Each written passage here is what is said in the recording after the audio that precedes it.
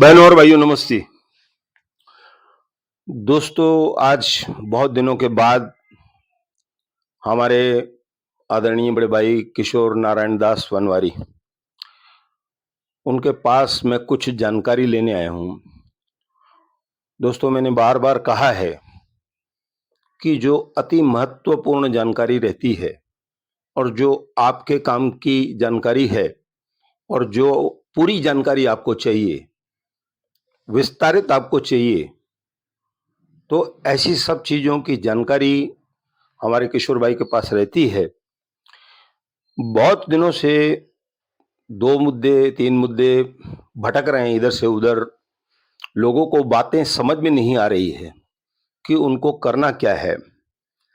इसमें एक मुद्दा ये है, पहले हम उसकी जानकारी आपको देंगे, फिर दूसरे पार्ट में हम आपको मुद्रांक स्टैम्प ड्यूटी का आजकल जो बोलबाला है, वह क्या है, उसको समझना ज़रूरी है। और दोस्तों मैं आपको एक बात बताता हूँ, पहले हम बोर्ड के बारे में बात करेंगे। 26 जनवरी के बाद 26 जनवरी तक आपको हिंदी में, मराठी में, मुख्य रूप से मराठी में आपको बोर्ड बनाने हैं। बहुत सारे कई प्रकार के सवाल करते हैं, तो उन सवालों में आप न जा करके आपको 51% मराठी में ऊपर-ऊपर बोर्ड बनाना है। उसके बाद आपको कौन-सी भाषा में लिखना है, वो अलग बात होगी। तो इस बारे में हमारे आदरणीय भाई ने बताया कि बुधवार 3/1/24 को शाम 7 बजे उल्लासनगर महानगर पालिका में बैठक हुई बोर्ड के बारे में और मुद्रांक ड्यूटी के बारे में, चौकों के बारे में।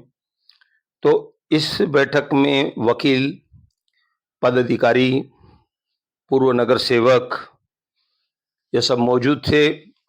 एक-एक चीज विस्तार से हुई। अब मैं किशोर भाई से कहूँगा कि आप लोगों को, दुकानदारों को विस्तारित जानकारी दीजिए और मैं आप लोगों से निवेदन करूँगा कि आप लोग बार-बार उसी चीज़ को पूछताछ मत करें। ऐसी निवेदन है आपसे, क्योंकि अगर आपने 26 जनवरी तक बोर्ड नहीं बनाए, तो उसके बाद आप पर कार्रवाई हो सकती है। किशोर भाई आप बताइए क्या है? सभी को नमस्कार।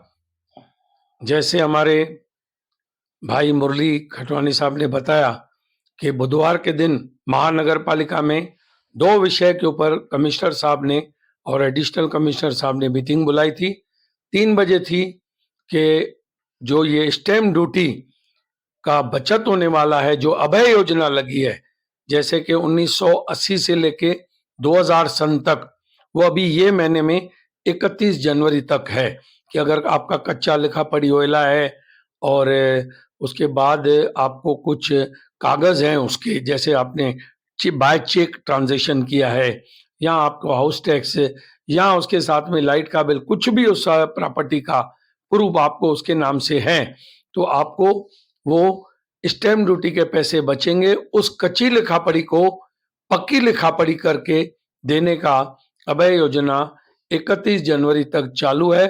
उसके बाद फिर दूसरा टप्पा है, इसमें 100% माफी है, बाद में फिर 80% माफी है, फरवरी से लेके 31 मार्च तक।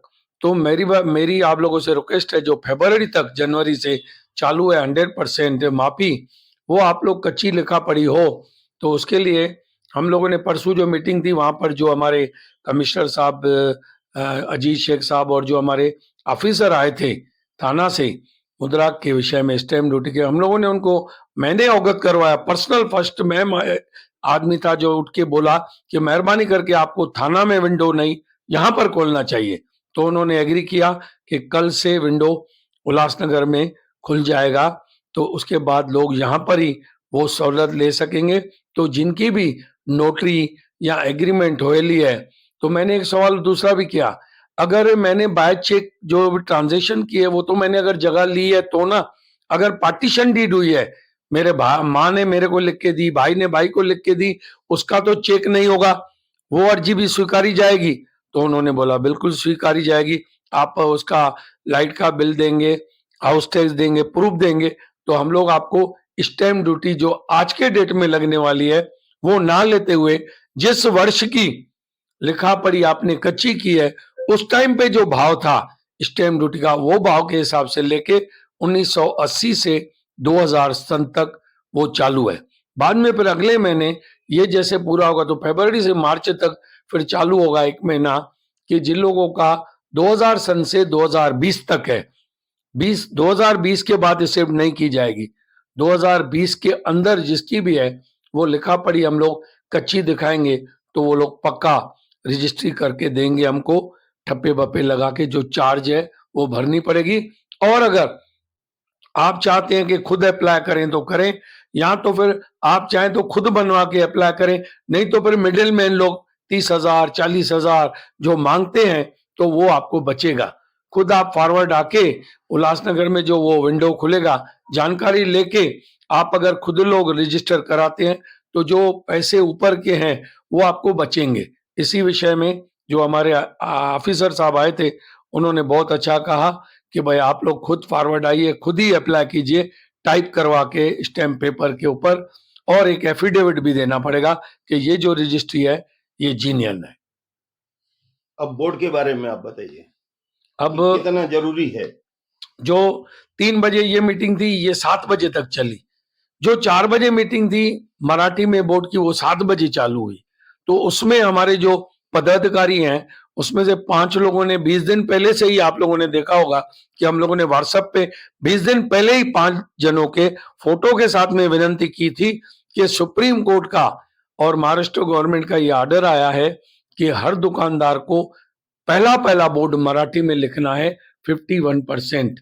उसके बाद यदि आपका कोई ग्राहक समझिए साउथ इंडियन है, दूसरी जाति का ग्राहक है, तो आप सेकंड में थोड़ा छोटा उस मराठी से इंग्लिश में भी लिख सकते हैं, सिंधी में भी लिख सकते हैं। नीचे आप छोटे छोटे करके फर्स्ट मराठी में लिखना है आपको कौन सी हालत में भी, और अगर चाहे हिंदी में भी लिखना है तो वो फिर नीचे लिख सकते हैं। लेकिन फर्स्ट आपको 100 रुपए में से 51% आपको मराठी में दुकान का, फर्म का, फैक्ट्री का, कोई भी बात का आपको मराठी में लिखना है। ये आवश्यक हुआ है और इसका मुद्दा नवंबर तक खत्म हो चुका है।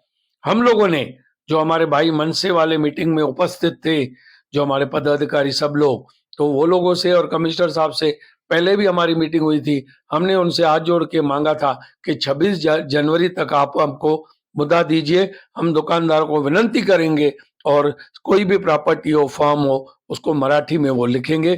क्योंकि हर स्टेट में महाराष्ट्र में मराठी, गुजरात में गुजराती, पंजाब में पंजाबी, फर्स्ट प्रेफरेंस उस भाषा को दिया जाता है। तो मेरी हाथ जोड़ के दुकानदार भाइयों से, पूरे शहर वासियों से विनंती है कि आप पहले 51% बड़े बड़े अक्षरों में मराठी में लिखें, उसके बाद आप चाहें तो फिर इंग्लिश में लिखें, सिंधी में लिखें, हिंदी में लिखें, उसके नीचे छोटा करके आप कोई भी भाषा में लिख सकते हैं। तो मैं आपको ज्यादा डराऊंगा नहीं, ना ही आपको जिद करूंगा, लेकिन आपसे चाहता हूं कि महानगर पालिका या दूसरे कोई लोग कार्रवाई ना करें, उस बात को ध्यान में रखते हुए आप मेहरबानी करके बोर्ड बदली कर दीजिए। मेरी आपसे ये विनंती है 26 जनवरी तक। क्या महानगर पालिका ने ऐसा कोई प्रावधान रखा है कि अगर आपने नहीं लिखा तो वो क्या कार्रवाई करेंगे?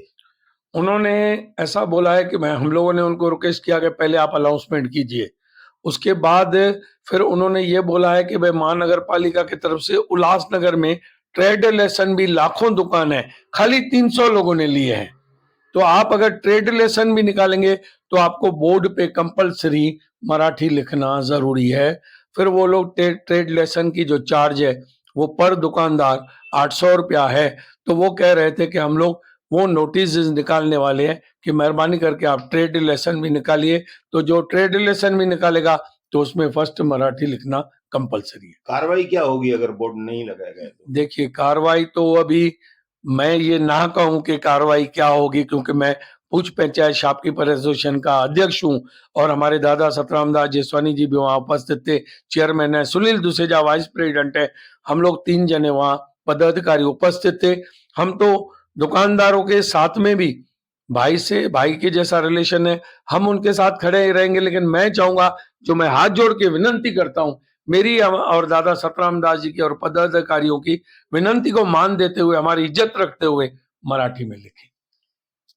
मैंने ये चीज बार बार इसलिए पूछी कि कार्रवाई क्या होगी, क्योंकि मैंने बहुत सारे युवाओं को देखा है क्या होगा बाद में उनकी दौड़ धूप चालू हो जाती है जब परेशानी आती है तो नतीजा फिर वही निकलता है कि वो लोग आप लोगों के पास आते हैं तो पहले वो सोचते हैं क्या होगा, बाद में कर लेंगे, कैसे होगा। तो आप लोगों से मेरी भी निवेदन है कि भाई आप कायदे को मानिए। अब जो कायदा बन गया है आप मराठी में उस बोर्ड को बनाइए ताकि कोई कार्रवाई आप पर न हो। ऐसा कहकर मैं धन्यवाद कहता हूं।